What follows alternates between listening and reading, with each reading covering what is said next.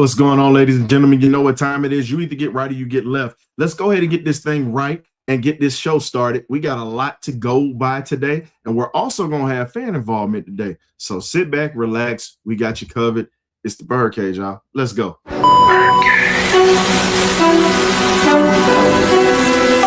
y'all, this is it.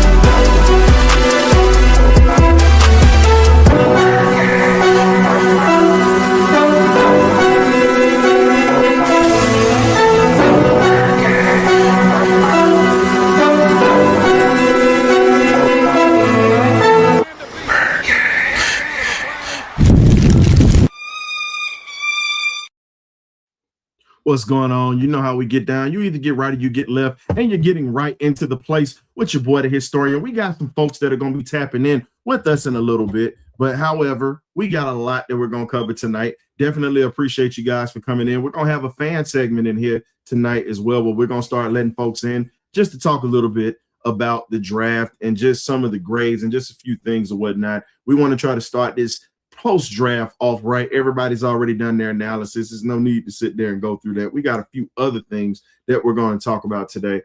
But the first thing I got to bring out today while we're waiting on some folks, we're going to talk a little bit about what Todd Monken, legend, pretty much the two-time national championship offensive coordinator for the Georgia Bulldogs, current head coach for the Cleveland Browns, who took over for the head coach that we have now, Mr. Kevin Stefanski. When you sit back and you look at it, this is something that you actually have to pay attention to, because right now, Monken is a little bit, I'll say, of a mystery as a head coach coming into this season with the talent that's been left behind in Cleveland and some of the things that he's also inheriting. When you look at what he's inheriting, excuse me, I almost had to sneeze. Y'all got to forgive me for that. Allergies are kicking my butt, but hey, I'm going to power through this. When you look at what's going on in Cleveland, you have a bit of a quarterback controversy. It's just what it is. Shador should be starting, but again, they just took Taylor Green, who definitely is an athlete who can sling it, and now he's got weapons. It's really getting ready to be funny, but when you sit back and you look at Todd Monken and what he's talked about, we're going to go ahead and put this up here for you guys. This is Coach Monken. He also had a lot to say about Kevin Stefanski when he talked about his press conference. And I'll pull it up for you so you guys can see that as well, because when you look at what he said exactly, it wasn't bad. And it definitely was just something that most coaches are going to say, really in that sense, to really just think about, like, Kevin Stefanski, he's the new coach, and he's not going to step on any toes when he talks about it. So this is an article, pretty much MSN, ESPN, Cleveland writers talked about it. This is what, and he also talked about it on 92.3 radio station that's in Cleveland that talks Cleveland sports. From what he said, and this is what is up here, I have on the screen for you. Todd Monken called Kevin Stefanski a fantastic coach. And when you look at what he's saying, that was one of those things that you can look at where he understands what goes on behind closed doors, because he's been an assistant, he's been a head coach before, and now he's a head coach again. He pretty much said he has a ton of respect for Kevin Stefanski, as you can see. He's a fantastic football coach. You don't get to be a head coach in the NFL and not be a fantastic football coach. That was what Todd Monken spoke on with Stefanski. But when you really look at it, both he and Todd Monken are described as no-nonsense football coaches, and they focus on winning. Now, us Georgia fans, Bulldog fans that are in here, we understand what Todd Monken brought to the fold. We understood what Todd Monken brought to the fold. What's going on, everybody in the chat? Thank y'all for tapping in tonight. When you sit back and you think about it, Monken won 2 national championships as an offensive coordinator under Kirby Smart, who was under Nick Saban, where they both actually coached in the NFL at one point. They understand what goes on. Saban was a coordinator, was a pretty good coordinator in the NFL as a defensive coordinator. Now, when you look at it, all the fast-forwarded success, a lot of these coaching trees all lead back to Bill Belichick. This is pretty much a lot of Belichick disciples, guys that have worked up under him, guys that have worked for him. And when you look at Belichick, he came under the Parcells system. Parcells was a no-nonsense coach. We have an old school mindset of a head coach. We literally have old school values with this at this point. And when you sit back and you look at the old school values, when you talk about this, this is something that makes you think like, well, damn, what is going to happen with this ball club? What's going to happen? How is this going to propel the Falcons? Yeah, we're hearing the good stuff, but the question is, how does this propel the Falcons at this point? What are we going to do to put ourselves in a spot to where we're going to sit back and we're going to say, well, you know what? This is what we want. This is the guy that we want. We got to give him time. We got to see what he brings to the table, because we're hearing about the genius side. He's a hell of an offensive coordinator with the Minnesota Vikings, but we have to see what's going to be brought to the table when it comes to this team. Unfortunately, he has limited resources when it came to the draft this year. Ian ended up swinging to get 6 picks this year, which was phenomenal. You know, the Raiders had probably about 150 draft picks. I'm saying that to be exaggerating. But when you look at the Falcons, they address the needs that they're lacking at this point.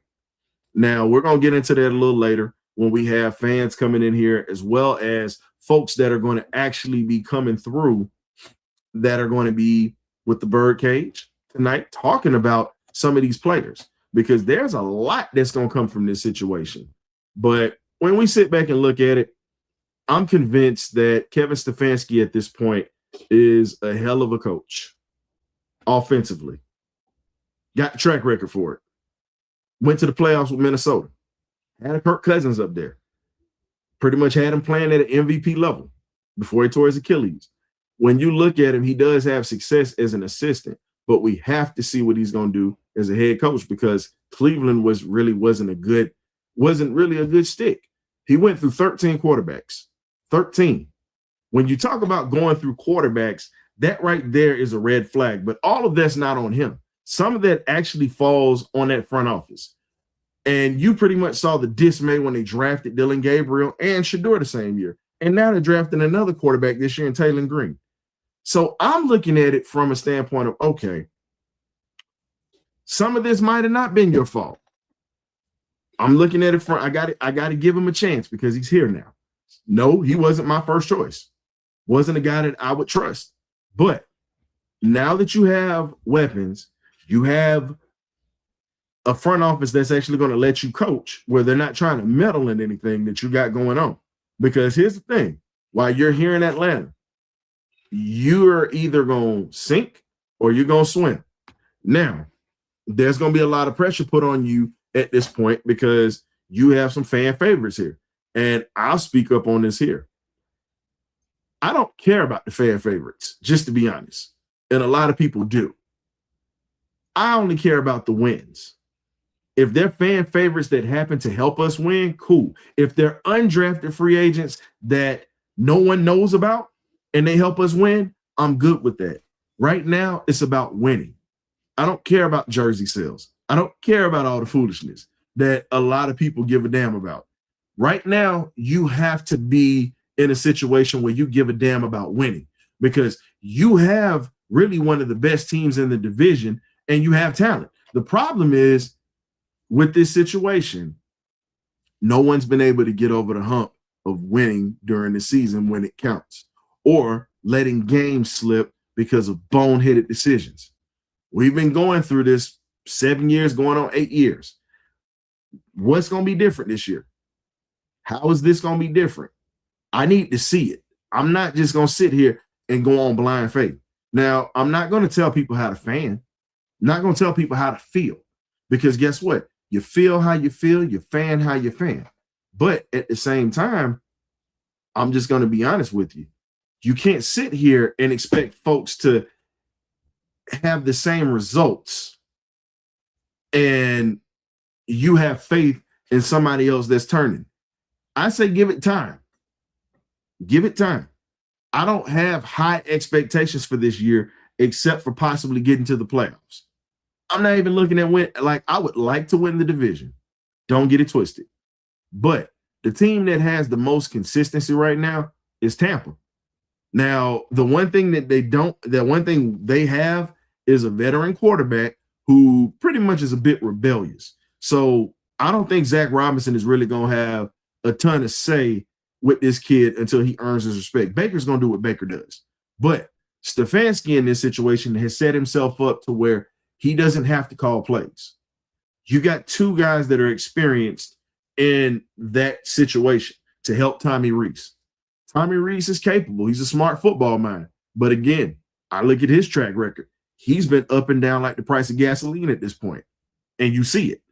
So what we need right now is pretty much patience, understanding for this next situation when we're talking about Kevin Stefanski. Because, again, Todd Monken flat out said it, and I don't think he's saying it because – and his thing, Todd is not going to sugarcoat anything. That's one thing I know. That's one thing I know about Todd Monken and understand this about him, because when he was at Georgia, he was the same way. A lot of people didn't like him because he called out and stayed on Stetson Bennett. But guess what? You got 2 national championships out of it from a 3, pretty much from a walk-on and no one knew and a lot of people didn't give a damn about. And he had a historical career under this man here. So if Todd Monken is speaking on this, I'm going to listen. I'm going to listen because, again, let's see what Stefanski does, because right now he has rope to hang himself. But when you have a guy that actually spits out and says, this is an old school coach, he's going to do some great things here, he's definitely a fantastic coach. Okay, let's see. Because we definitely didn't have discipline when we had this head coach that was here last time. You know, the thing he was worried about was, finding a way to rock the new Jordans, finding a way to rock capri pants on the sideline with ashy ass ankles. That's what he was doing. But we're not going to get too heavy into that. I definitely think that this situation, in my opinion, I really think it's incredible that we're at that place at this point. Now, here's something else I want to do tonight. We got to also bring in one of our guys. We got Great Beard in the building. What's good, man? Going on, Historian. How everybody doing in the birdcage tonight? Man, it's good. We're going to let the fans up. We were supposed to have our guy, shout out to William Waddell. He's got some stuff going on tonight. He won't be able to join us, but we definitely got him in our prayers and got some other stuff that's going on over there with him over in the UK right now. That is our Falcon compadre from over across the pond. So shout out to Will. Now, I love it. Welcome. We actually got a Saint in the building. We got my man Izzy in the building. He actually hosts a New Orleans Saints podcast. He's been gracious. No. I'm not gonna do him like that. Hold up, because he was gracious enough to let me grace his stage and actually let me talk on the platform. So I'm not shutting my man out like that. But like I said, we got some more birdcage folks that are gonna be piling in a little late tonight. Got some things going on. Everybody got a lot of little hustle and bustle going on. But again, I love the fact that he came in here talking smack. But like I said, this is all I need you to do. I need you to get that damn dustpan and grab it, because we got this broom over here and we just gonna sweep up your faces that we cracked in your house and our house last year. So go ahead and hold up that dustpan and get that garbage can for me, please. Now that the banter is over, let's get to the next topic, man. Trash. We talked about, hey man, listen, we got to have somebody to kick around. It's no fun. Trash. But the next topic that we're going to get on is birds on the bubble of being cut. Got quite a few. Yeah. Let's go ahead and start with J.D. Bertrand, Captain America. Hey, gotta call a spade on this one. When you look at Bertrand was one of the worst linebackers that we had. Even on special teams, he wasn't that good. At this point, I'm willing to keep Troy Anderson. At least he'll make plays on special teams. I'll give him that. If he's off IR. And these Bertrand he's off IR.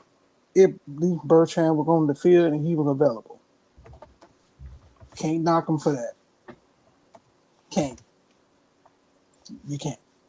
But I don't know why we drafted Bertrand. To be honest with you, I understand that he's decent. Yeah. Or whatever, but I think what we wanted and what we were trying to scheme at, I just think he just didn't fit. He just didn't fit the defensive scheme that we were trying to run. So, but I mean, like I said, he was available. We put him in. We tried. I mean, he tried.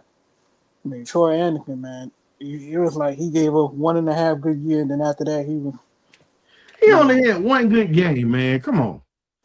Listen, he had a few.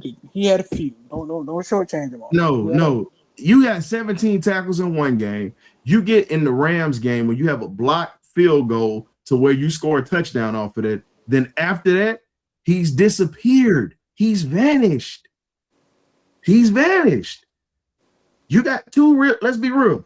Those are the moments that people remember. Everything else you don't. Let's be honest, because most of the time he's been what? Injured, correct? Yeah, but he also contributed in sacks and turnovers as well. So I'm not going to shortchange him on that. But I'm gonna tell you like this.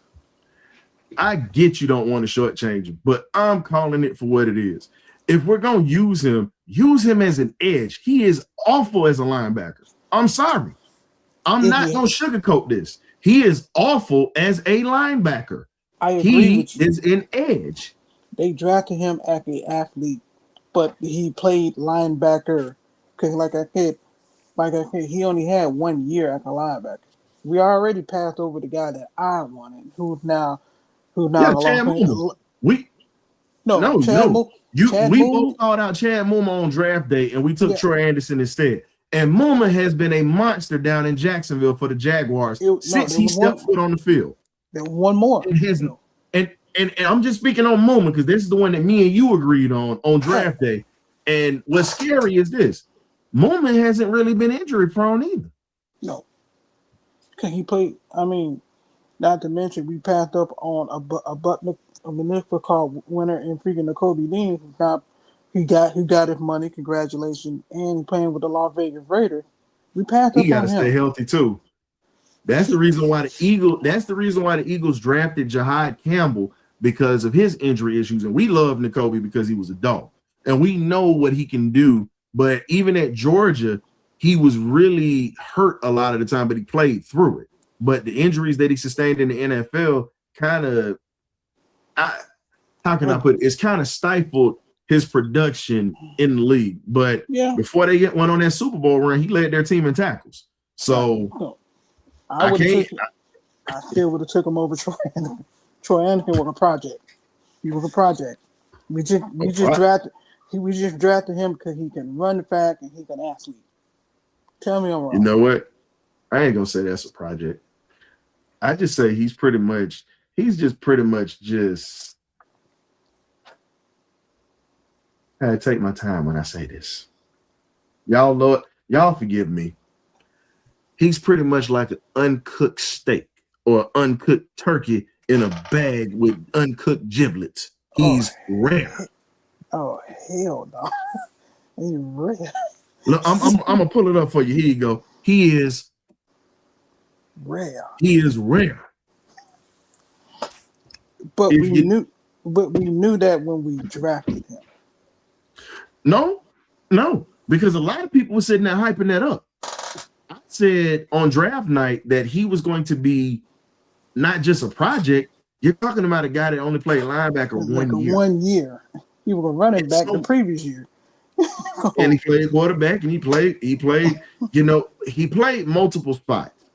At that linebacker spot, you have to get a guy that has been groomed. There have been certain exceptions. There's been some exceptions.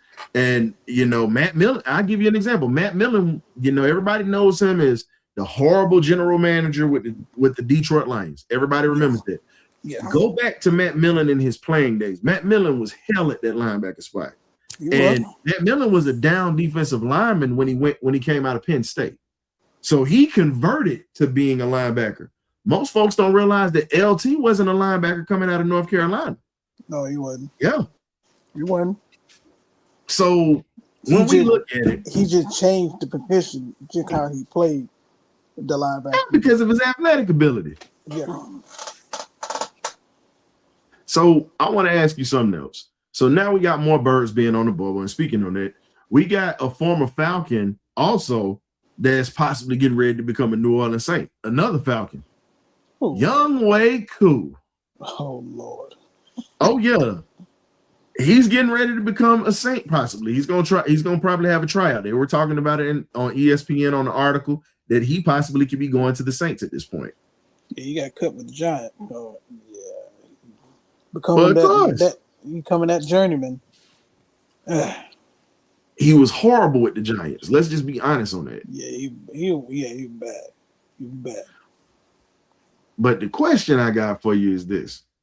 How much of an impact do you think he would have as a kicker for the Aints? I mean, he kicking in the dome. So that's plus sign for him. He ain't got to kick outdoors that much unless they're away. I mean, he's a vet. But the question is, how bad are the kicking over there? Cause didn't they just draft one they got one undrafted not too long ago, like a year ago? Yeah, they did. And that's not working out. But you're getting ready to get used goods. It's a reason why the Falcons got rid of him. Now, if he miraculously has a second life in his career, it'll be ironic that we're the team that he actually has a great game against. It wouldn't surprise me. He the motivation is there. We cut him. I mean, Man, the motivation would be that we cut him. He had to play through an injury that was undisclosed. Turned around, he went to try to rejuvenate his career at the Giants. That didn't go well. So what do? You go to the rival. Hey, it happened. Well, it happened. Well, you know what the Giants did. For all my folks out here that love power, and like Tommy say, you got to cancel Christmas on that. So at this point, all you can do is laugh. That joker's leg is about as tender as a damn oxtail at a Jamaican pot, literally on the side of with a side of callaloo. His hamstring is jacked up. That's the reason we got rid of him. He has not kick right in a long time. Tender nickel. Man, tenderism. But let's not get too. We're not gonna get too heavy in that. Saint would say, y'all not trolling anything. We're okay with that. I'm laughing about it because it was on ESPN. That's not a troll, but it's all good though. Yeah, that'd be all right. But let's get to it, man. Let's talk about it. But who else is on the bubble? Well, another guy that's on the bubble, we already said Trey Anderson is still there, as we would say. Mike Hughes, even though he has a contract, you just drafted Avion Terrell. You pretty much got Kobe Bryant on this situation. He's a bit on the bubble at this point. You just signed another guy today. Exactly, Darren Hall. So again, that's your other guy that's on the bubble right now. I'll give you another guy that's possibly getting ready to be on the bubble. Not Brandon Doyle. Not Brandon Doyle, but the other guy. I hate to say it, but let's be honest. Jack Nelson was drafted very low. You just drafted another offensive tackle this year. And then you also have, how can I put it? Then you also have Riley Mallman, who I talked about in the spotlight out of Wisconsin, another Wisconsin boy. But he actually had a better draft grade coming out of Wisconsin than Jack Nelson that we took. very late in the round of drafting. So I'm looking at it like this: Nelson could possibly be on the bubble. It's either him or Storm Norton at this point. I think they.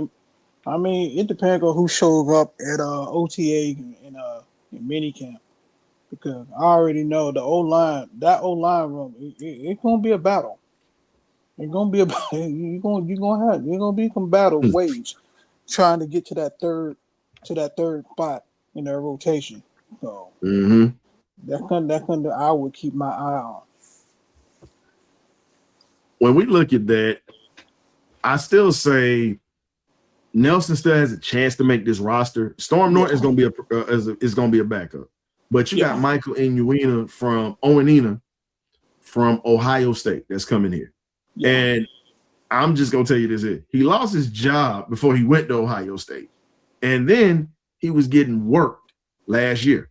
So again, yes, project offensive tackle, but a guy that I don't trust. And for me, Indiana game didn't look good. I ain't gonna tell you that. No, but the guy that I will trust, and I got footage on him, was Riley Malman, who I pointed out to you. Yeah, that right there is another John Runyon type of player. Nasty. I was just gonna bring him up. Yeah, because I did the spotlight on him, and when you talk about him, 6'8", 330. This was a guy that I was high on a long time ago, and everyone's like, "Well, we don't know," because it's like, no. When you look at what he brings, he fits what we do offensively. He actually does. And what's scary is if Jack Nelson can figure it out, you pretty much got guys who can replace Jake Matthews and also replace our offensive lineman who just retired, who shall remain nameless at this point. Yeah. We got opportunities, man. I say bring in the most big bodies as we can. I was just about to bring up Marlon right before you brought him up, because you did spotlight him, and we did circle back the wagons and give him an undrafted free agency. He could be possibly another steal, just like the Harold Perkins selection.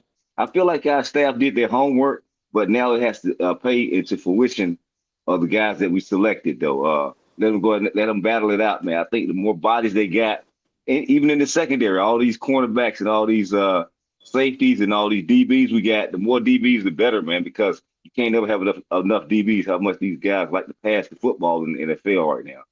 But so before you get on the roll with that, because we were just talking, see, you went to the other topic. You just jumped on that topic. We talking about guys that's on the potential of being cut real quick, but we getting ready to slide that because you already opened that up. No, that's fine.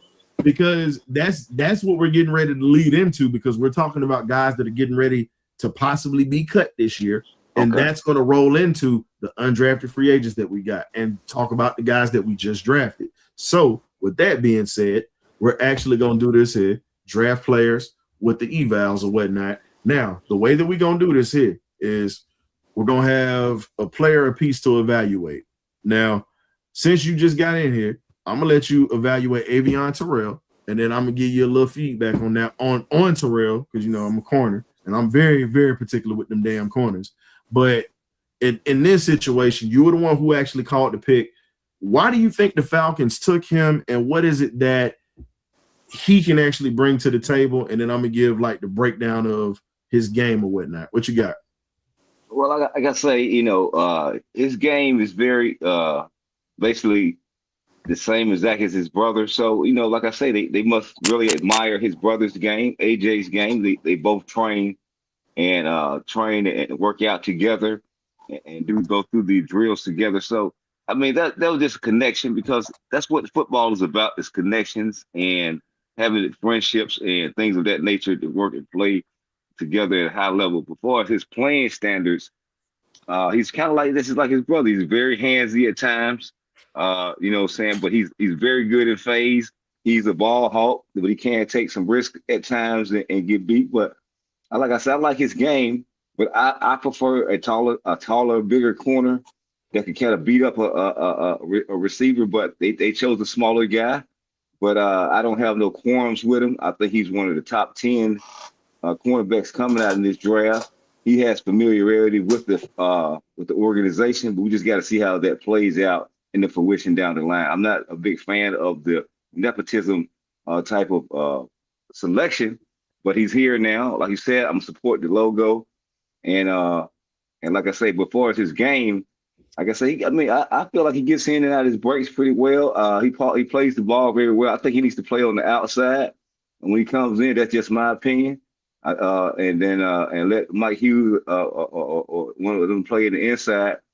We'll see how that plays out. But I just feel like he can get very handsy at times and not basically uses his eyes well. But that just we'll see how that plays out. He's a smaller guy, but he seems to use his size well. But we'll see how that translates to the NFL game. Will he be able to take down these bigger receivers that we have in the NFL, bigger, stronger, faster guys, and get them on the field, get them down on the field when he's in open space? But other than that, that's to be seen. We'll see how it goes through OTAs, but that's my analysis on Avion Terrell. Let's talk about it. For a 4'5", 4'6" guy in his 40, he's under 6 feet tall. He's 180 pounds, pretty much 182 pounds with tape on him. When you look at him, ball hawk, as you said, physical like his brother, but here's the thing. When you look at his game and you look at what he brings to the table, I look at the fact that he struggles with big receivers. That's something that his brother does too. Yeah, he got a lot of PIs on him at Clemson too. That's something else nobody want to talk about. They want to leave that out or whatnot because it's AJ's brother. But let's call a spade a spade. He's not scared to come up and hit anybody. I will give him that. However, fundamentally, he sucks at tackling. I'm sorry. You have to be able to wrap up and bring guys down. He leads with his shoulder more so than anything and does not have his head up a lot of the time. Now, everybody's going to go back to the footage of him hitting that offensive tackle that was pulling from North Carolina. But let's be honest, Graybeard, you could have ran through that kid. North Carolina was awful. But when you saw him against competition, he was decent. I'm not going to say he was great. He was decent because he was damn sure getting cooked by them LSU receivers. And this isn't even one of LSU's best teams. When they play, but they always keep a good wide receiver core for come guys. But I'm just saying, if you're an elite corner and you're supposed to be a top 10 corner, I don't even have him in my top 10. He's a top 15 corner, but he ain't in the top 10 for me. And y'all can get mad at me. I felt like it was a reach. I will stand on that. But because he's here, I'm going to support it. I think that he could possibly get better when it comes to being a corner. But the one thing that you can't coach is size and being able to have speed. You can try to work on that. You can actually go to a speed trainer and actually get that, pretty much get your time down. But as a corner that's undersized, you have to have some kind of speed or whatnot when it comes to this position. People don't want to hear this or whatnot. You know, he's smooth with his footwork. His hips are a little stiff from time to time, but he does break on the ball very well. I will give him that. However, I think that it's still a lot that he has to work on, but that comes in time. But I'm not going to sit here and Kool-Aid pump this cat just because it's AJ's brother and he's here. Because let's be honest, folks. We already know we passed on a Colton Hood. You passed on a Brandon Cease, who definitely went right after Avion. And Cease was actually, to me, the two best corners in the state of South Carolina was Brandon Cease and Jared Washington. They were all in the same state. Clemson is right, not that far from Columbia, and then you got Orangeburg that's not that far. So you had three guys that were in that arena and playing. And let's be honest, Jared played against some of those SEC boys and a couple of ACC guys and shut them down. Kansas City took him, and they're already saying that he's going to be the number 2 out there. So again, when you look at everything you were saying, K-Dub, it's a lot that you were right about when it comes to what he brings to this defense. But I think he'd be more slotted as a nickel instead of a corner too. Everybody just wants the Terrell and Terrell name, but I'm looking at it like you still got to beat out Kobe Bryant, and Kobe not getting ready to just give you that job. This is my thinking of it. I'm not a big fan of what's 21. Huge. Yeah, I'm not a fan of Mike Hughes, but I mean, I'm just saying, if he's gone, that's fine. If he's gone, that's fine. But if he's still here on the roster and he makes the team, the best I've seen him play is inside. That's why I want Avion outside. That's just my thinking. It's not the BirdCage's forms on it. It's just what K-Dub thinks. but that's not just had a Terrell or Terrell. I don't care. I mean, as long as they both on the field, they both on the field. But I just feel like he'll suit us best on the outside and letting Hughes play inside until we can get Billy Badass Bowman back. From that Achilles, man. That's just my opinion on how I see it going. But we can see how they go with it. Kobe Bryant may make the team, and he plays inside, and then Hughes is off the team. That'd be better for me because I'm not a huge Mike Hughes fan, but if he does play out of his world, plays out his mind, and makes the team, I got to be back to logo once again. But we'll see what happens. Avion Terrell, because he has the ability to play inside or outside. That's what his game is. But I mean, we can poo-poo all these other corners. I like a lot of the other corners, the taller, bigger corners. That's what I preferred. I said that going into the draft, but it's all about familiarity and connections. That man was always at training camp, always there. So he's very familiar with that organization. I mean, not just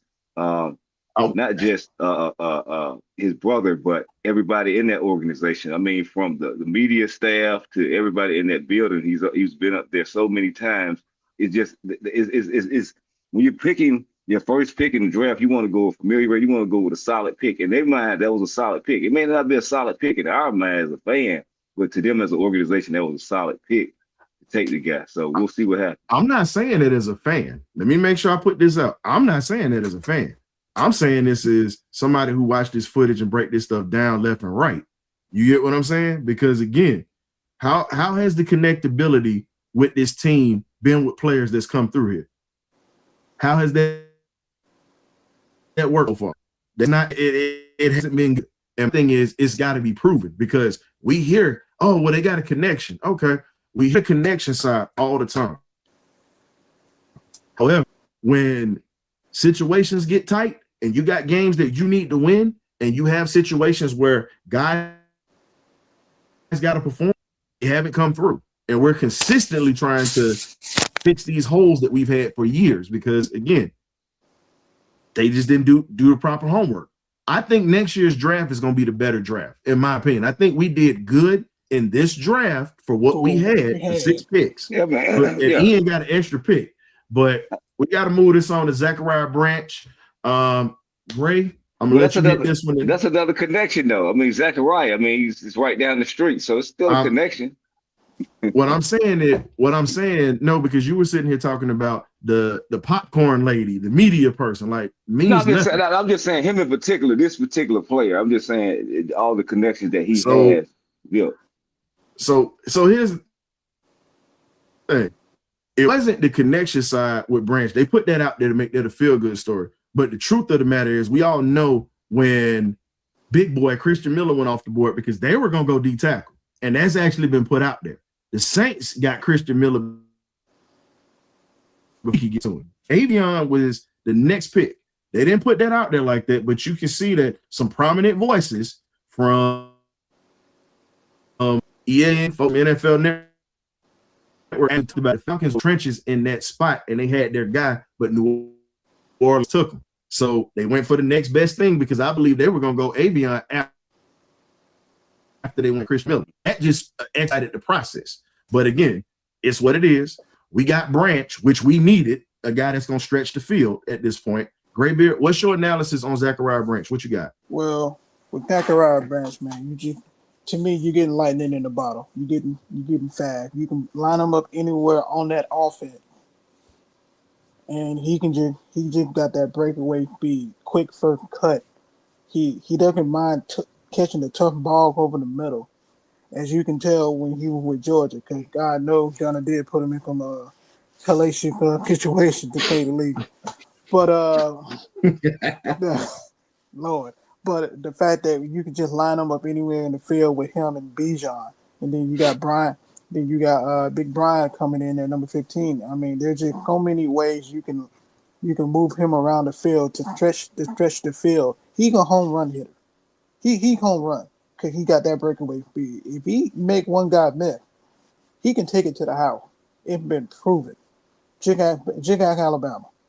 I call him Jigak, Alabama. What that breakaway speed look like. Shots fired. Shots fired. You just starting to be you just being nasty right now. doing it. Am I But lying though? no, I'm just saying. No, but now here's the thing. I'm gonna be fair because Branch was a guy. Y'all know I got mad love for him because of the ties that the Cliff Branch outside Georgia was one player that I talked about. And I'm a DB. I don't like receivers like that. But Cliff was just like that. When you talk about Zach, here's the only problem. We haven't seen the whole route tree. Now, I know he trained with Cliff. That I can confirm that because I've talked to some people that are in Zach's circle. Follow us on Shots Family on Twitter at 90 followers. And that's how Cliff trained him and helped him out with the route tree. He didn't have a problem when he had your boy Caleb Williams throwing to him out in USC going deep. He didn't have a problem with that. Once he got in this offense that we have at Georgia, this prehistoric 1995 offense, you really stifled this man's production and what he could do on the field. That's pretty much what that is.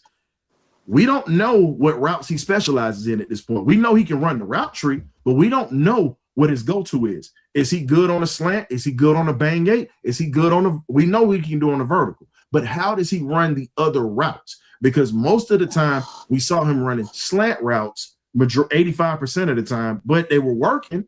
But we as film connoisseurs, not saying fans, film connoisseurs, we haven't seen a lot of him running all the route tree like he would at a major university that specializes in throwing the football. So we still have to see what he can do in it. We know he's tough as hell. We've seen him take shots. Oh yeah, definitely tough. That's all right. I mean, I think it's best, man. I mean, I feel like the man can run all the routes. I mean, we may not have seen it, but it might be good. Other people, other teams don't have it on tape, so we can explode and make plays on it. So we'll see how that pans out for us. So this is how we're gonna do these breakdowns or whatever. We're gonna have each person, like how we doing it, breaking down. I'm just doing it. I'm just putting the cons in there. I'm letting y'all do the positive stuff. I'm being the bad guy somewhat. So the next one is gonna be yours, K-Dub, and the next one's gonna be Graybeards. I'll probably break down another one. So let's talk about this one. We pretty much grab Kendall Daniels, linebacker out of Oklahoma. Give us 3 positives, and then because I'm looking at and we had 42 minutes. So give 3 positives. I'll get then I'll move to help Purdue, Graybeard, and then we'll just run through the rest. And then we got a couple of other topics we're gonna open up, and then we're gonna bring the fans in for a little bit. You said give you 3 positives and 3 negatives. What'd you say? You broke up. No. I got the negative side. I'm gonna let you do the positive side. 3 positive. Kendall Daniels. Yeah. Okay, yeah. The 3 positives: big, fast, and physical.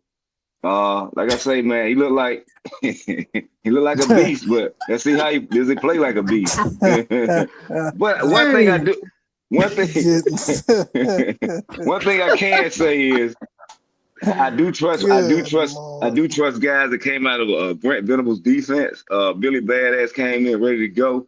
So barring injury, Billy Badass would made even more plays if he was out there on the field the whole time. So I just really trust what Brent Venables was putting out on that defense. So, and let's go, man. I'm ready to see what we got. But go ahead and do your negatives on. We actually benefited with Grady Jarrett, and we had AJ. Those are his Clemson guys. Yeah. But I say when you sit back at it, he's a tweener. So he's in that mode of Divine Diablo. He was a safety first. Now he can hit like a brisk. Finally, he's a guy that I trust, but he has times to where he can over pursue plays. He has times where he can backfield and beat on routes. He has times to where he's missed tackles that he should be making because he's trying to lay the big hit all the time. That was an issue, and I see that same issue with being a linebacker. Be sure being a linebacker in this defense, because if you do that, you're leaving these corners in a situation to where they're going to have to take on extra responsibility. So when he gets in these games and he gets his opportunities, he's got to get better at being able to cover running backs. He was his former safety. The time he just got to Oklahoma. We just got to get better at that. That's what I got on him. Next, we got Harold Perkins Jr. What do you have for him, Graybeard? Three positives. Harold Perkins Jr., man, I watched a little bit of his tape on LSU, man. He's 6'1", he's big, 220, big guy, 220. I think that's what you want to have more. I think they want to have more big physical linebacker to complement Jalen Walker and the rest of the crew and Deion Diablo. I mean, he's fast. He tackles. I think he might be a little bit back in coverage. So that has to be tweaked a little bit. But further than that, though, man, he'll stop up to the run. So I think those are like 3 positives for me. He's good. I mean, he's pretty decent to get the run. He's physical, and not to mention, and on top of that, you get tackled for loss with this guy. He's a pretty good tackler. So my 3 negatives for him: injuries has been an issue for him. Issue as we all saw when he burst onto the scene as a freshman and how dominant he was when he actually was playing his natural position. He was All-American, wasn't he? Second thing was, and here's the problem: he was All-American as a true freshman. The problem was he had a lot of nicks and dings when they moved him inside. He was things that he wasn't supposed to. Where you got this man dropping in coverage the whole time. He's not blitzing the quarterback. So he literally had 2.5 years of good play, and then he had another his last year at Oklahoma, where he struggled. And it wasn't his, I'll say this, it's not all his fault because Brian Kelly is an idiot. I stand on it. You had one of the best players in the SEC that should have been a first-round pick, and you literally wasted away this man's college career. Now he's in the NFL now. Don't get it twisted. He's in the league. But I think he could have had a better career and possibly could have gone higher. But thank you, Brian Kelly, for being the idiot and allowing him to come to us and fall with Jeff Ulbrich, who's going to get the best out of him. So now you have to deal with JPJ and Jalen Walker. And you also got Azeez Ojulari, who people are forgetting about. So now you have to deal with 4 men. But we got some more pass rushers, don't we? I just named a few. I didn't name all of them. I was just naming a few. They one that got a bunch of doing pass rush, but I like it though. Yeah, the linebacker starting to come up a little bit. So now we're gonna talk about Antero Thompson. Pretty much D-line. How about you? Up 3 go. Who you say? He broke up. Antero defensive Washington. Okay. Okay. That's it. That's the D tackle. D tackle, right? Oklahoma. Oh yeah. I mean, like I say, versatile player. Get in there, explode, make some plays. I mean, I would have liked a bigger D tackle, but I'm glad that they was able to salvage the draft and go bring in a D tackle. But let's see what he brings to the table, man. A lot of these guys look good on tape, but they showing their highlights. I mean, I need you to show me the lowlights.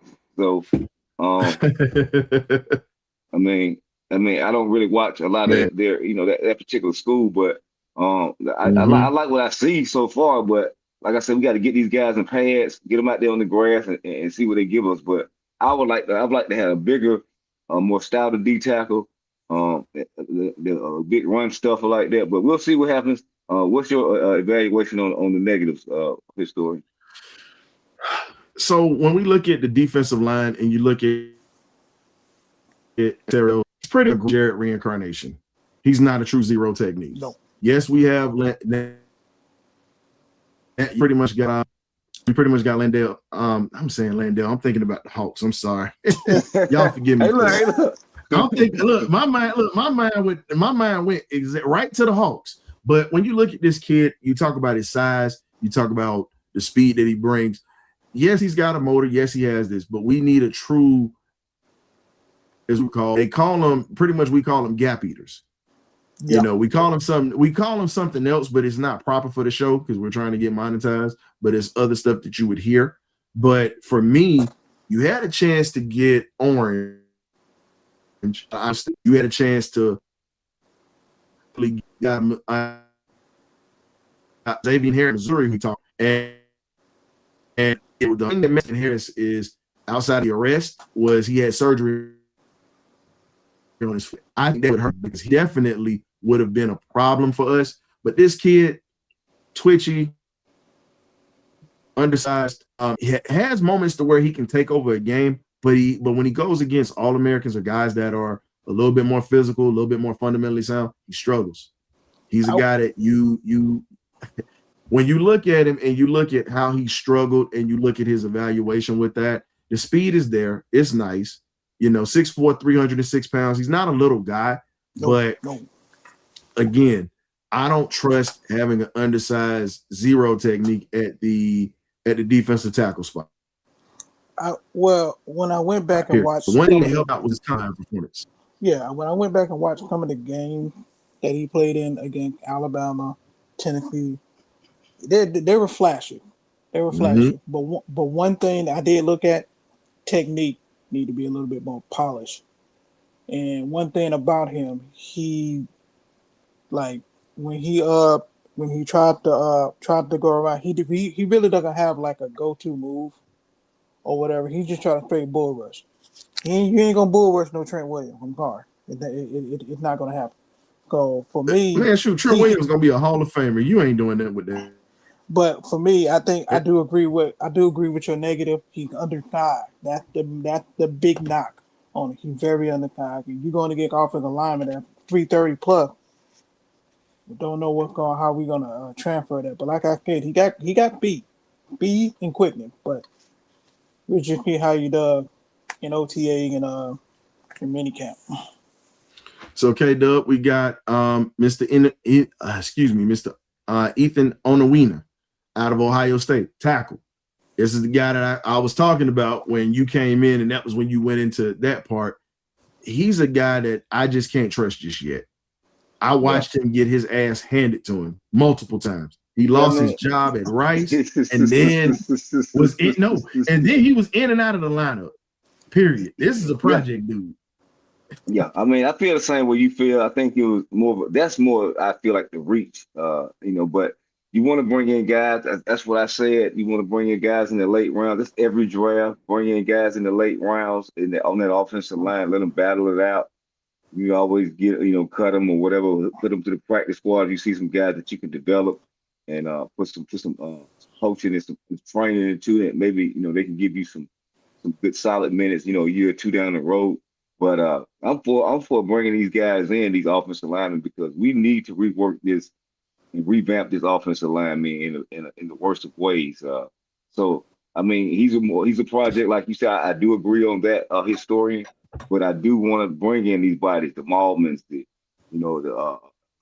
Antenna. I can't even say his name yet, but bring them in. And let's see who the best offensive lineman win. Let's get these guys together. I do like our offensive line coach. I think he's going to get the most and the best and the brightest out of these guys, and let them battle it out and try to put the best offensive line out there for the Falcons this particular upcoming season. I'm with you on that, little man, 5709. I'm with you on that. Yeah, preseason body. That's what I see when you talk about him. Preseason body. Now, we were going to talk about a few other things, but we're going to take a quick commercial break real quick. And what we're going to do is we're getting ready to bring the fans in here because, like I said, we promised it. You guys been waiting, and we're going to let you talk a little bit about it. We can definitely tap into a couple of other things with the fans in here. So we're going to take a quick commercial break, man. Y'all stay tuned. We got you covered. Let's go. Tap in every Thursday night at 8 p.m. for the BirdCage LLC with the magnificent BirdCage crew, getting it in and talking Falcon football every Thursday at 8. If you don't get that, we also got On the Perch for you. We have special guests that come through during the offseason, and then we also have Bumper to Bumper in the morning where you get your morning feel of the historian's thoughts, man. You know how we get down, man. Tap into it. You either get right or you get left. Goose.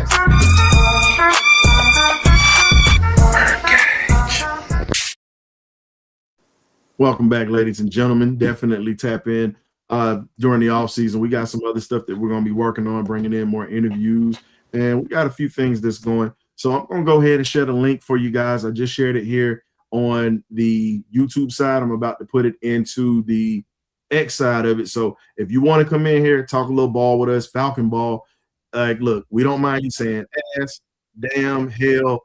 We just need you just to keep certain language out of it because I know folks are happy about it, but we are trying to get monetized. So it's certain things that we can't say. So the stuff you hear on the regular TV, you can say it, but we definitely want folks to tap in with us or whatnot. And your camera has to be on. So please, please, please tap in with us. We definitely got you covered. And we got 1 or 2 more topics we like to cover with you guys before we call it a night.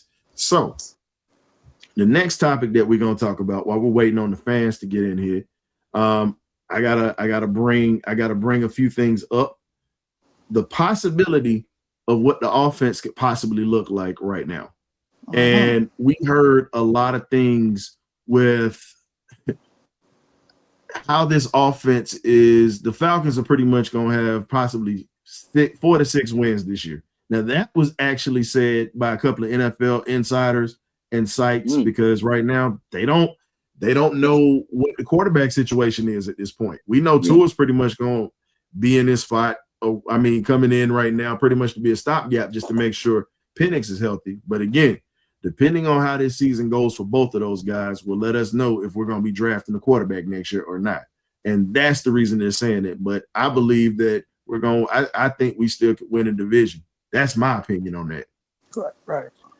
Got to have your camera on. I see you, Deshaun. You got to have your camera on. I'm with you on that, historian. I feel like what we get out of the quarterback play, we should win this division. We are the most talented team in this division. I mean, I don't care what they did in the draft. I really feel top to bottom, the Falcons, if we get adequate and above average quarterback play from either Tua or Penix, we should win this division.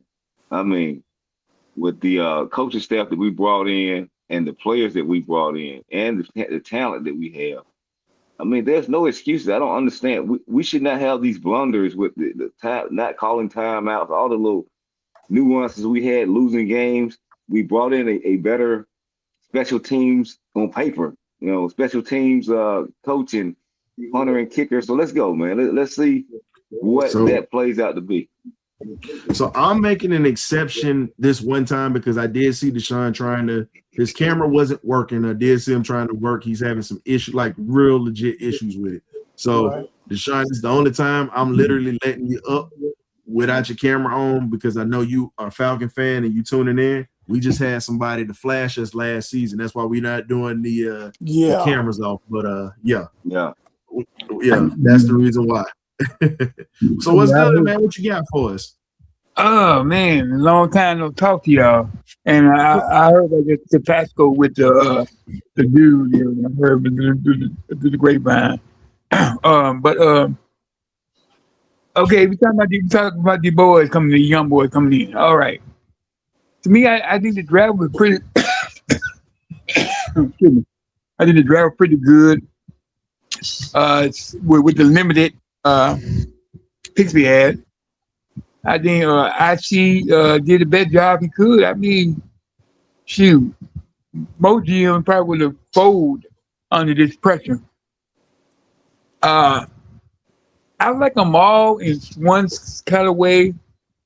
I want to see them on the field. I'm not gonna give them all praise and nothing like that. I like them, but if order me to be 100% behind them, I got to see them on the field. Mm-hmm. Now, with the reason I ain't seen y'all, and I've been in and out each show. I've been sick a lot, and I'm trying to get through what I'm going through. I'm gonna take a couple months, but I'm gonna make it. But back to, yeah, thank you. Back to thank you. But man. Yeah, back to football. I think Kevin Stefanski, coach. I think he's going to do some amazing stuff. But I'm gonna say this, Ryan. I said it on everybody's show, beside yours. Can I say the A word? Yeah. Ass, damn, hell. Yeah. Just can't say the MF word, SOB. Yeah. You can't, It's just the words you hear on television you can say. Okay. Matt Ryan, asshole. Stefanski, Whoa. Wait a minute. That just threw me. Wait a minute. Explain this, please, because you just came in here just with it. Come on. Okay. What you got? The reason I call him asshole, they're not taking nothing from nobody. If you come at them the wrong way, you gone. I mean, you already know Matt gonna cut you out. I already know he ain't gonna cut you out. And you know what the master is. So they are assholes. Like all the other coaches we had before them, that was all jolly happy. They ain't doing that. You see them at their press conference. They ain't taking no shit. You ask them a question. What do you think about it? I don't know. Next question. They ain't hearing all that. I was watching on there. I said, okay, I already know Matt Ryan asshole. He showed it when he played. Yeah, well, here's the thing. Matt is a Philly dude for number one. So you talking about a cat that's in the city where they show love, but that's a Philly dude right there. Matt cut. Like, here's the thing. Don't think just because he wears the suit. Yes, he's a bit of a company man, but don't get it twisted. He ain't no soft white boy from Philly. Trust me when I tell you. No, he definitely ain't. He definitely. So it's a fancy from Philly too. Yeah, they got a lot of. They got somebody else. They just hired somebody else from Philly or something. They bring the Philly connection. I'm sitting here laughing about it because we got a homegrown Atlanta boy, Ian Cunningham, that went to Baltimore and Philly and actually understood what winning culture is like and got to see how it's built. And he was a part of that. And what he's trying to do is just change the narrative here in Atlanta because everything that's happened here pretty much hasn't worked. You know, I can't sit there and trash Dimitrov too bad because guess what? The teams that he had under the Matt Ryan regime while he was here, this man put us in a position to be successful. So I'll say we started to fall off after Quinn left. But I can't sit there and just trash him like that because we got, one of the winningest coaches in history with Mike Smith. But getting to this team, Jawan Taylor at that right tackle got me nervous as I'm not really. I was about to say something, but it wasn't going to be politically correct. But I just say this: he got me as nervous as Rick James being around a pipe after he got clean. That's how I feel with him at that right tackle spot. Ain't talking about unity either. I mean, we gotta hope somebody beat him out, but I don't know. You think they're gonna pencil him in as a starter, or you think somebody beats him out? I mean, they're gonna pencil him in as a starter because of experience. That's why. That's what I'm saying. That's what I'm saying. That's what I'm thinking. But I'm hoping somebody can really outplay him and train. Didn't we trade for him? Yep. Unfortunately. So I'm looking at it like this. If Bill Callahan can't get anything out of this cat, hey man, Kick rock. Hey, give me the rookie Riley Malman at this point, or give me Jack Nelson. Give me one of those two at this point. Man, that's what I'm saying. I'm rooting for them guys, man, because this guy here is a walking damn penalty. Hey, what you expect? Listen, he already outside. Oh God, he already a false start. But I say like this: Jack was here last year. He learned a little bit. I hope so. Because it seemed like a lot of people want to learn nothing last year. But I hope he learned something last year. And if what do fail, let's screw Jack right in there. Because Jack a big boy now. I mean, I've seen him play. He ain't playing on the radio. Yeah, he got the size. I've seen him up close at training camp. He got the size. But let's go out there and play it. I say this. When you look at it or whatnot at this point, I'll say this: Taylor is more of a liability than McGarry was, and I don't say that like that. Like and y'all know think about this, Coach McGriff, that's one of his boys, and Coach McGriff is a Gator fan. McGriff said the same thing. McGriff said the same thing when we got him because he called me and said, "Wait a minute." He said, "Y'all signing Taylor?" I said, "Yeah." He said, "Son, you getting ready to have a whole bunch of momentum killed on your drives. And that dude, he has good moments, but he has more bad moments than he has good moments. But again, I'll say it, and I don't give a damn. I'm at this point, I'm ready to be nasty with it. As I've said before, majority of everything that we take out of University of Florida is ass. Yes, I said it. Look at me. It's ass. Look. Hold on. You see this here? I, the historian, will put a stamp on it. We don't get the good players out of University of Florida. Y'all can sit back and get mad at me all you want about this Kyle Pitts stuff. It's the reason why he franchise tagged and he ain't got his money yet. True. And now you're bringing in a guy at this offensive line spot. Yes, he has starting games. He's had good games, but he's had more situations to where he was a liability than he was a great player. He'd be asleep. So again, I got a feeling that if Malman doesn't get any playing time this year or work his way up the chart, or if Jack Nelson doesn't play, guarantee you we're gonna probably get that kid Gooseby out of Texas, that offensive tackle. I guarantee you. I would. That Tiger damn two out here, Gooseby to the line. But I'll be honest with you, I don't even think we're gonna be able to draft that high to go get him. Yes, we'll have a first round pick, but I don't think we're gonna be drafting high enough to get him. So you got to start looking at other guys that are coming up and about now if nothing works right now. But as I said before, I heard some people that were pissed about the Zachariah Branch trap. Here's your thing. You got Jahan Dotson and you got Zachariah Branch, who are speed guys. If Dotson stays healthy, that's your number 2. Branch is going to be your slot. They're going to open up a ton of things for Kyle Pitts, who you guys want to stay and who you guys want to be the unicorn. They'll open it up for him to kill the middle of the field. And then you have Drake London, who's going to do what Drake does, but he's not going to be double covered, because if you do that, you risk losing six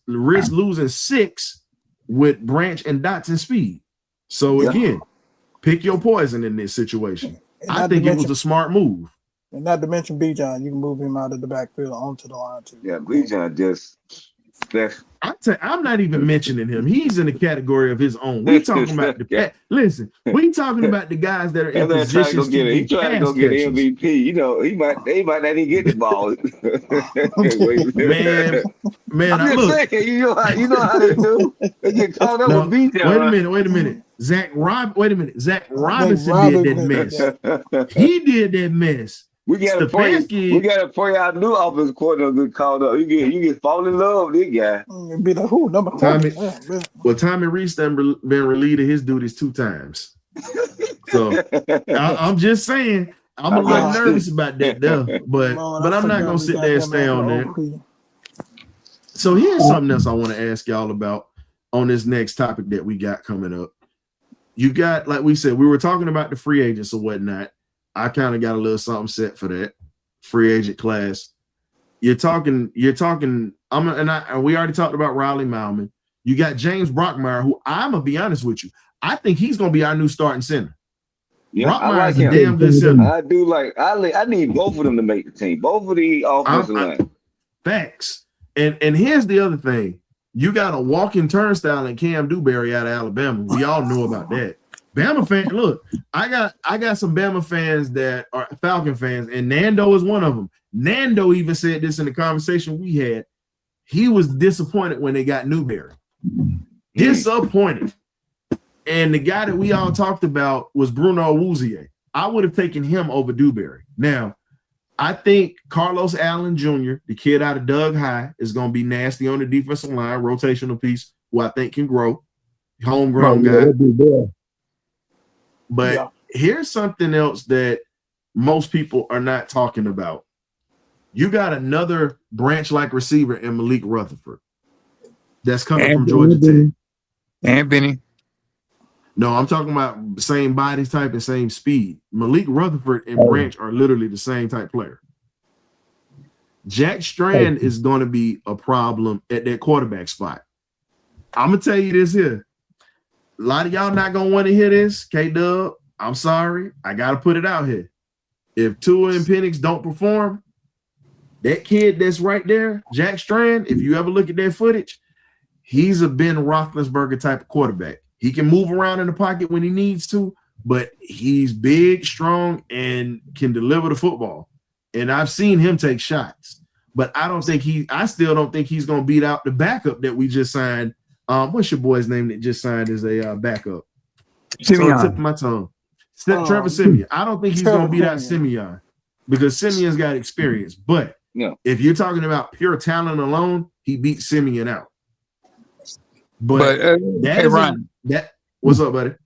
Hey, Ryan, when I see the quarterback, he throw with effortlessness. I mean, it's just like the ball the automatically fly in his hand, and he's the receiver in the chest. And he's smart as hell too. That's the part that everybody looks at the physical side. I look at how cerebral he is. Yeah. If you ever watch it, he gives his receivers a chance to go get the ball. And he puts it in spots way before the breaks. Pretty much just how Penix does it. Penix does force a lot of passes in there, but when you give him a chance to put the ball in the spot to get the receiver, it's a thing of beauty. And that's something that they got in common. But again, he's got a long road to hoe before he even gets a chance because he's got to beat out Trevor Simeon. Yeah. You got to beat out Simeon first. If you can beat out Simeon, then we can have that discussion. If you beat out Trevor Simeon, you deserve to be on the team.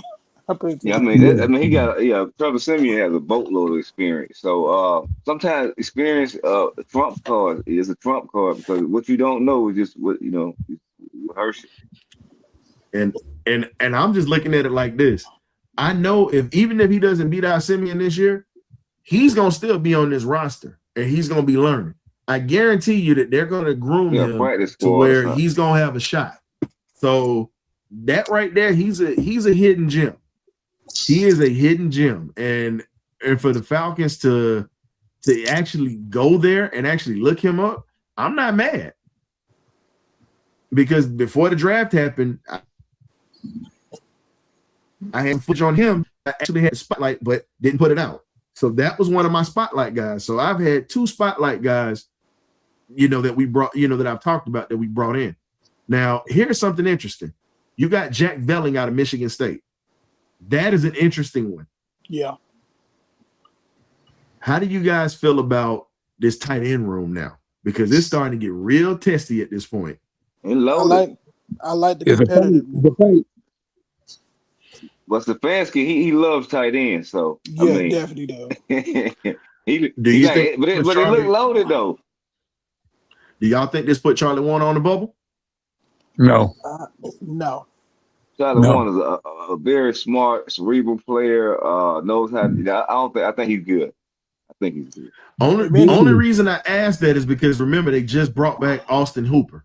That's the reason I'm asking that question. Hoop ain't going nowhere.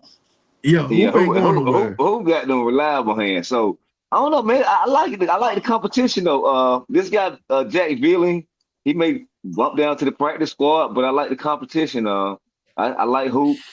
I like all these guys, man. Let's go, man. Let the best tight end win. But I think this guy Jack Vealing falls to the practice squad. But they keep him around, see what he takes us maybe next year if they don't keep Pitts, so he can get in the fold somehow. But we'll see how they move with their tight end in that tight end room.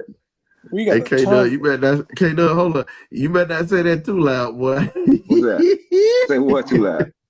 Hey, you heard what he said? He said, hey, if they keep Pitts, don't say that too loud because there's a lot of people up here in their feelings like that. But they could be in their feelings, but that's the tea leaves. If they really love them, they would have gave them a long-term deal. It's the reason why they just franchise. So now here's something I'm gonna give y'all. It's two guys that got invited to rookie minicamp.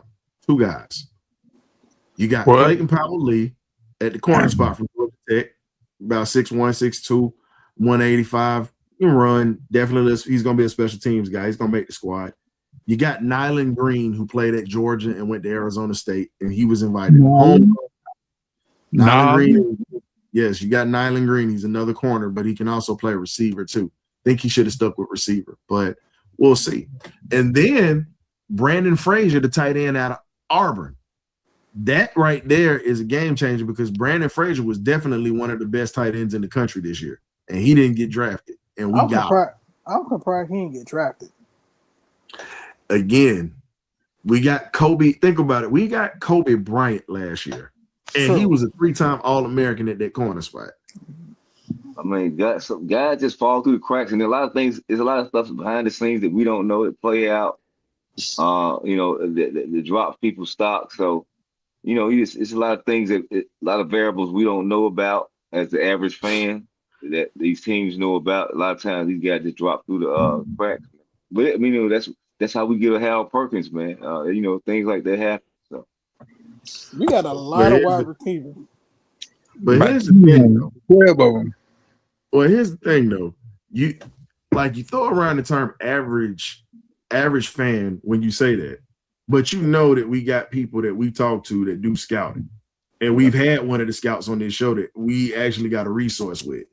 That's why I'm like, no, don't say that. Like, yeah, we're fans, but we can't say that we're like typical fans because we still have to go through material and do things like that when it comes to these kids. Now, we don't know what goes on in the room, but we do have reliable sources that we actually do talk to in that sense when it comes to like looking at kids besides what we look at.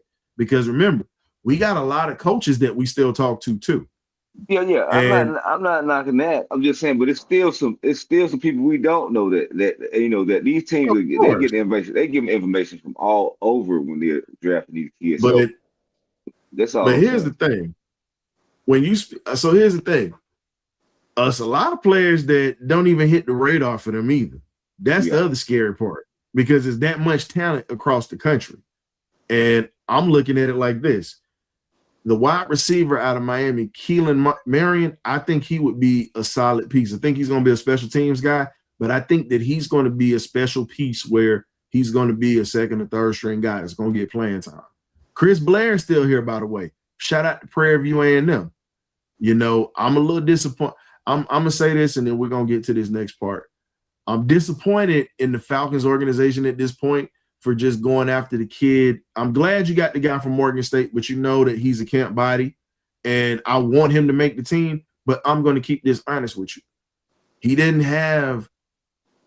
was a solid player in special teams at Morgan State. As a starter, he didn't get much burn like that.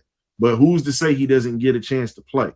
My thing is, if you got access to certain things, give some of the better players at the HBCU a chance. I think he's a solid special teams guy, and I pray that he proves me wrong.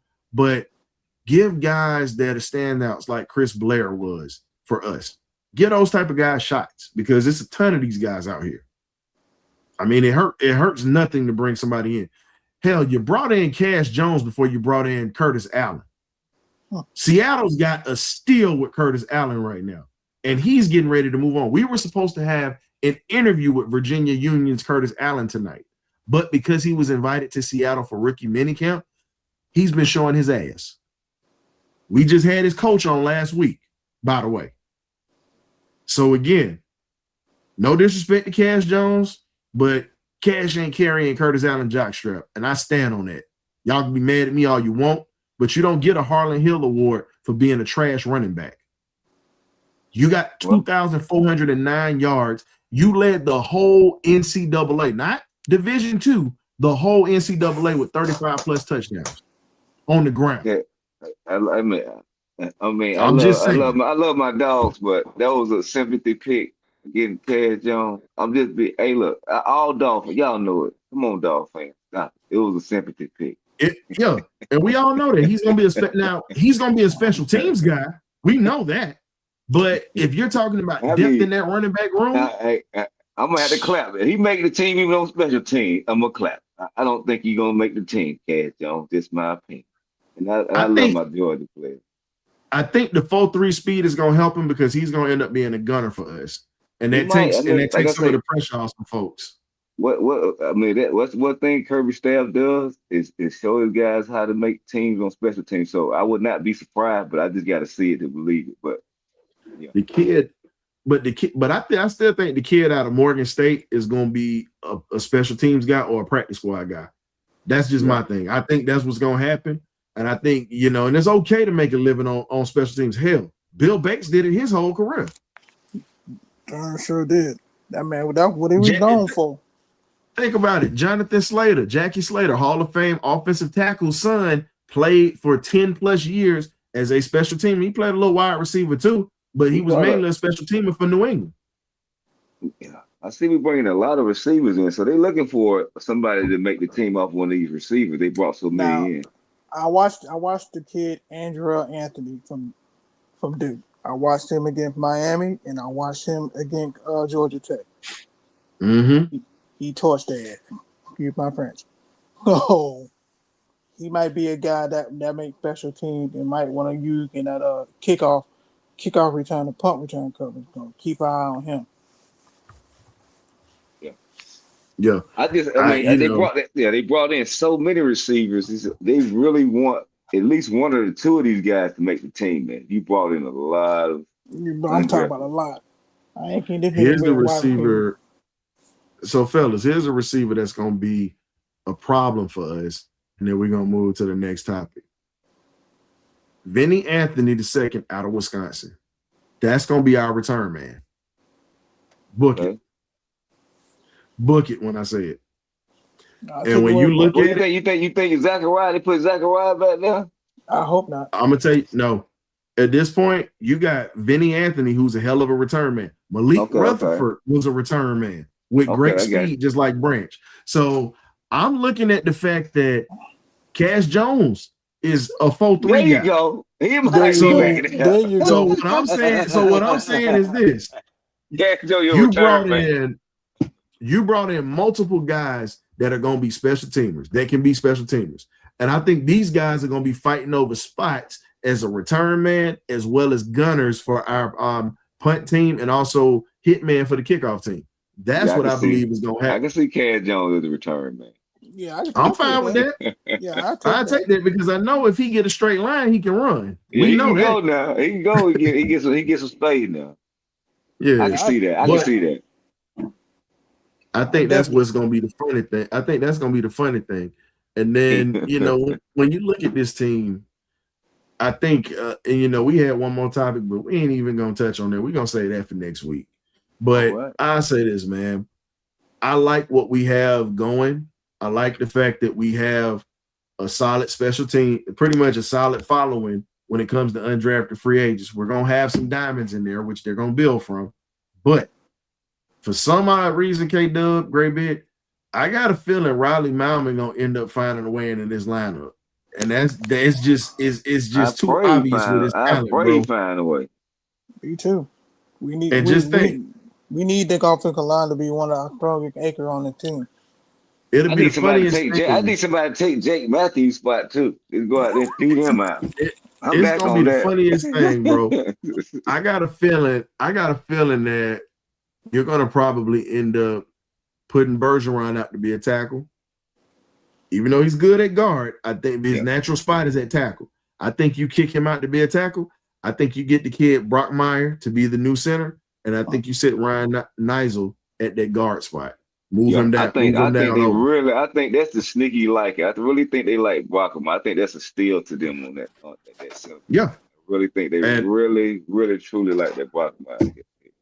I'm okay with draft, like with the team they had in Miami. Anything under Mario Cristobal in the trenches, I trust because Cristobal's old school spit, drag, and fight. You know, he was part of them old school 80s Canes teams back in the day. So that toughness, you know, his offensive line is gonna have it because everywhere that he's coached, he's had tough offensive line. Yes, he has.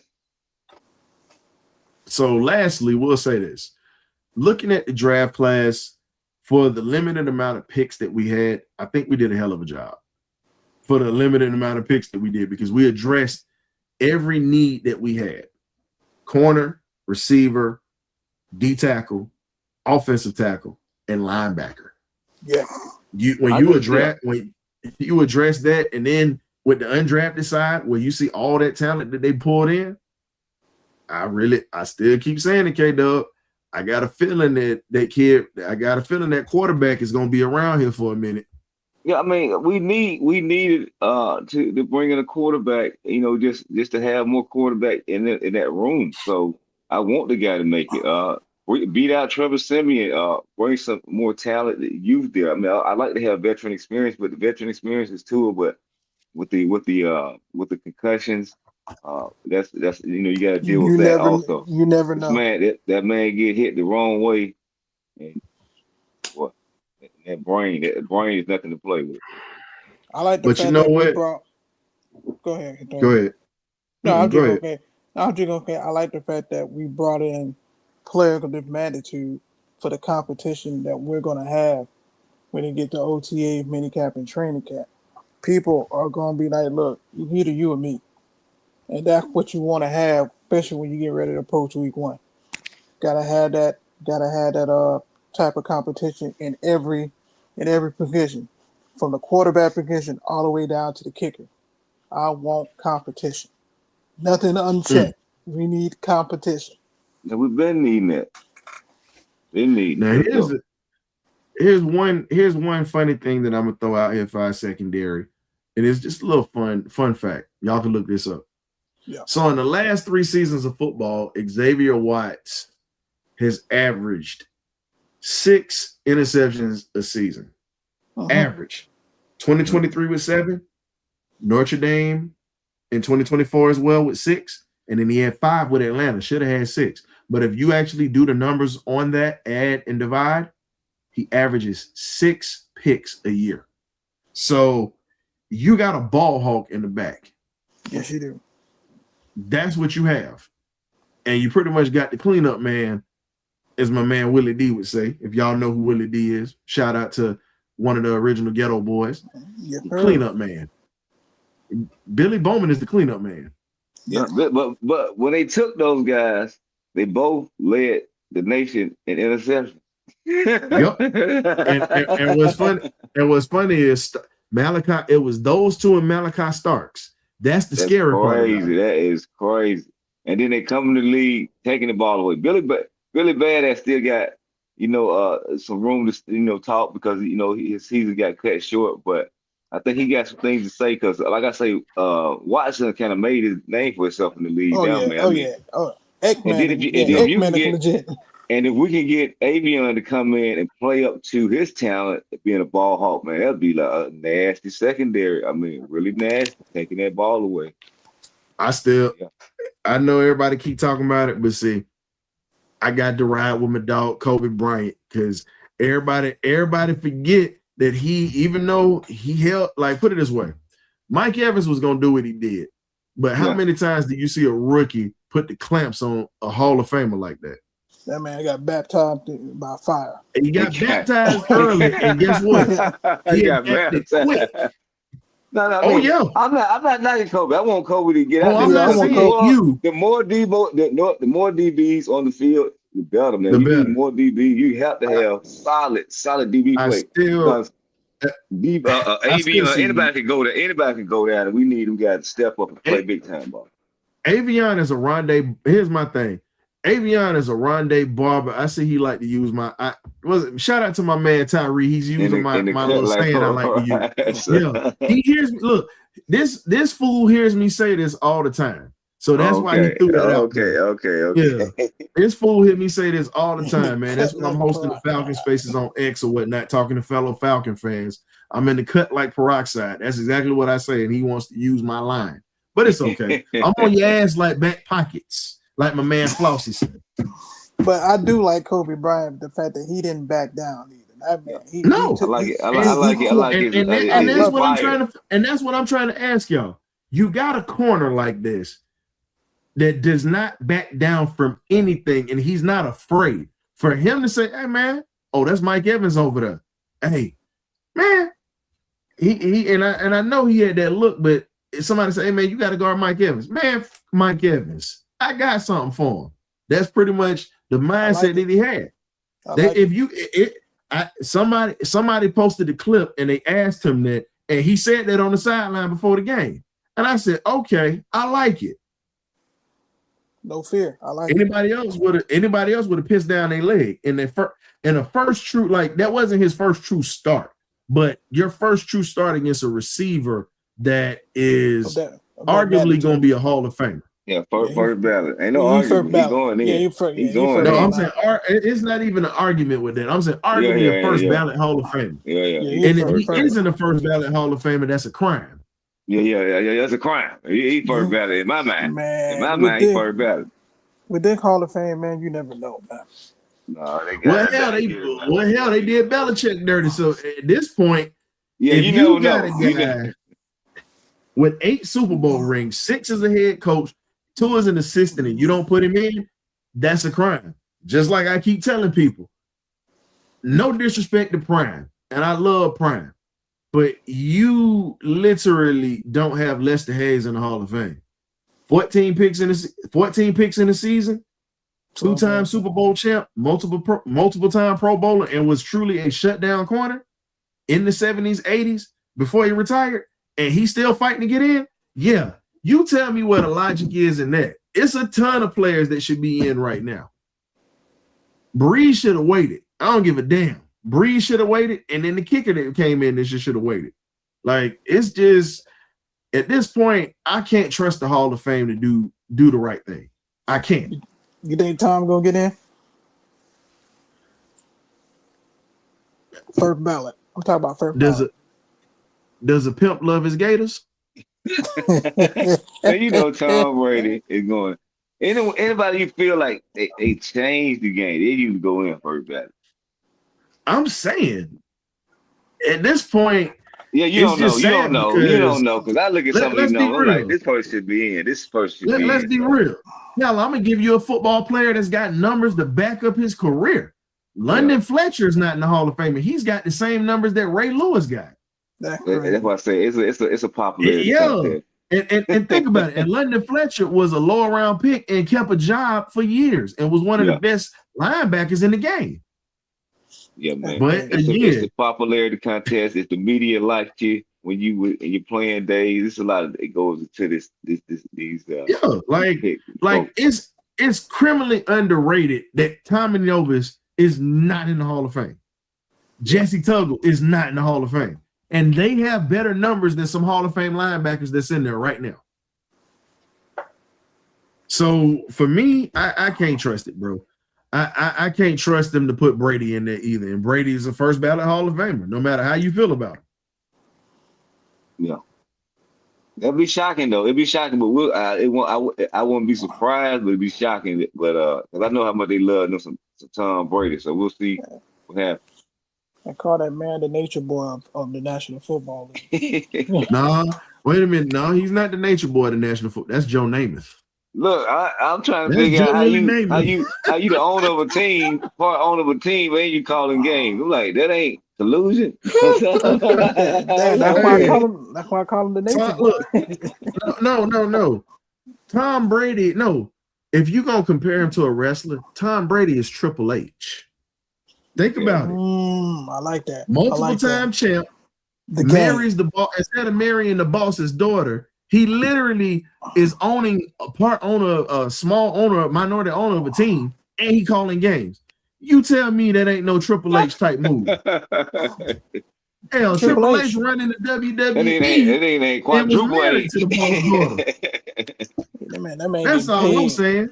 That man getting paid by Fox and by the John, you coming in here right when we getting ready to end, man. What's up? We gotta get out of here.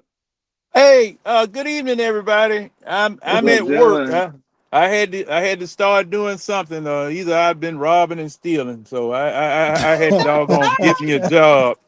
Otherwise I'd probably be locked up or something. Cause I was getting stir crazy at the house. But it's good to see you guys. This man out of retirement. Good to see you, John. What kind of work you doing? Warehouse?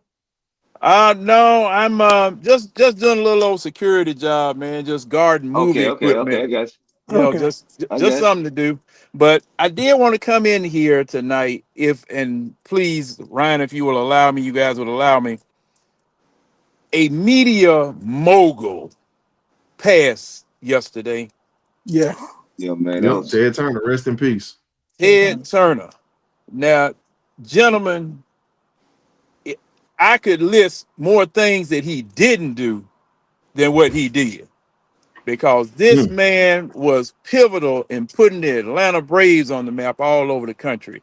TNT, CNN, Yeah. TBS, Yeah. the Cartoon Network, all of those things that long time ago, before we even thought about coming up here doing what we're doing as content creators, this man Yeah. created content. They were Yeah. telling him no, he couldn't do it. They were saying CNN wouldn't work. They were saying that the NBA on TNT wouldn't work. All of the things that they said that they tried to tell him wouldn't work, they worked, and it worked beautifully. We owe it to recognize this man for all of the things that he did. Now, there are some people that are saying that, you know, he's going on this side of the street or that side of the street when in his later years or whatever. But I wanted to recognize the man for what he had done for the city of Atlanta. Yeah. Atlanta is on Yeah. the map because Brother of Ted him. Turner.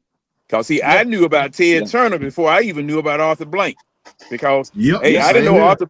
Yeah, see Arthur Yeah. Blank. I mean, the only the first time I knew about Arthur Blank was when he was buying the Falcons. But all of the things that he did and what he owned and all of that, didn't have a clue. But Ted Hey, Turner, ooh wee. You know who Ted hey, Turner? I'm John. glad. I'm glad I had to meet a chance to meet Ted Turner in person. At the Farmer Mm-hmm. Bank Museum. Him and Jane Fonda. So R.I.P. to Mr. Ted Turner, man. That one hit me hard because I met him and talked to him in real life. I think the coolest thing about Ted Turner is this too. I had to meet him as a kid back in the day. And that was when I actually went up to when they used to have wrestling at the studio back in the day in Atlanta at the TBS Center. You know, I was a wrestling fan as a child. And I got to actually see him. He shook my hand and I had on my little Atlanta Braves hat and I had on a little Atlanta Hawks t-shirt. And he said, "Those are two good teams, young man." Shook my hand, very upbeat, nice, smiled, and was cool. But the biggest thing that he did too, and a lot of people don't notice, I want you to look at CNN and really look at the fact that he had internships for kids that came out of the HBCUs that were in the city. He had a lot of kids that work, because remember, Clark Atlanta also produces a lot of media too. They have media school too, just like Morehouse. Guess what? There were a lot of kids that transferred over there to the TBS station and CNN, and they got to work it. They got to work over there. If they weren't doing internships there, he was putting words in for them once they got up out of there. So shout out to Mr. Ted Turner and rest in peace, because man, you really, even though you were from Cincinnati, Ohio, you really are an ATLian. Yeah. Yeah. Like, Ted Turner to me was the white Warren Arrington, excuse me, the white Marvin Arrington. That's who he was to me. Yeah, man, and I R.I.P., mean, man. it was just so much stuff that this man did, and just like you were saying, Ryan, I mean, he would learn people by name. He would go out of his way to learn people by name, because there was this young lady that I knew. She wanted to get into television and do some other things. Hey, she was working with him, and she was working in the cafeteria or something. I said, go up there and talk to Ted. Just let him know what it is that Yeah, man. what you want to do, Yeah, and man. he'll help you out. First, And she launched and hasn't looked back. She launched and hasn't looked back. Yep. And man, I'm telling you, back when the CNN Center was jumping, Yep. woo-wee. The Man, I Brave mean, stove. yeah, man. I mean, CNN Center was jumping down there. And the thing was, you didn't have anything like that downtown, because Channel 5 was off of Briarcliff Road. White Columns was, I can't remember where White Columns for WSB was, but downtown Atlanta, off near the MARTA station, near 5 Points, right over on Spring Street, a media empire was born. yeah. Man, man, I'm telling you. And Ted, I'm gonna miss you, boss. R.I.P. I Yeah. really am. R.I.P. to Ted, man. He was so Yeah. personable, R.I.P. man. Like I said, I walked right up on him. And, at the Farmer Bank Museum of Natural History. I mean, they had like a solo private screening at the IMAX Theater, him and Jane Fonda. I ain't scared to talk to nobody. We had a whole conversation. It was cool, man. RIP, man. That hit me hard when I seen that news come across my feed. Yeah. All And right. And once again, well, Ryan, John, thank you for letting me come in and say that, boss. no problem, sir. And that is how we're Uh, gonna wrap it up. Tell the folks where they can find you at, John. Well, you can find me and my partner Winston Thornton on the eye test Wednesday nights at 10 o'clock. Uh, right now, Winston is running it pretty much. I'm out here trying to keep the cobwebs away and trying to keep them folk from catching me because I'm running from them. Stop telling lies. Stop telling lies. The Hawks depressed the hell out of you and made you go back to work where you can't even enjoy dang. your retirement. Oh Stop my telling them God. damn lies. Well, Yeah, It had to that be done. disappoint. That fit the sub point a lot. what Very I'm telling disappointing. you is what I'm going to tell the newspapers in case they ask me. Now, the truth is the truth. But if they ask me, this is what I'm gonna tell them. Yeah. Lord. John, we appreciate you coming through, man, and definitely paying homage to Mr. Ted Turner. We definitely appreciate that, my guy. Yes, Always a sir. pleasure. I'll definitely be tapping in with you this weekend, my guy. All right. You guys, Yes, y'all sir. take care. Heard. K-Dub, appreciate you coming through tonight, my brother, as always. Great bid. You too, sir. Y'all definitely have outdone yourselves as always. Appreciate y'all always stepping up to the plate and knocking it out the park. Just like the Braves are going to do this weekend with these damn Dodgers. To hell with them. So, anywho, thank y'all for coming on. And for the folks that are in the chat, thank you guys for tapping in. More life, more blessings to you, as my guy Tyree would say. But just remember, life is short. It's like a summer vacation. Enjoy it while it's here. Don't stay stressed. And don't let folks piss you off. And don't let them control your mood. And that's including these funky Falcons we ride with. But we'll catch you next time in the Birdcage next Thursday, 8 p.m. And also be on the lookout for Bumper to Bumper. We'll catch you then. Ghosts.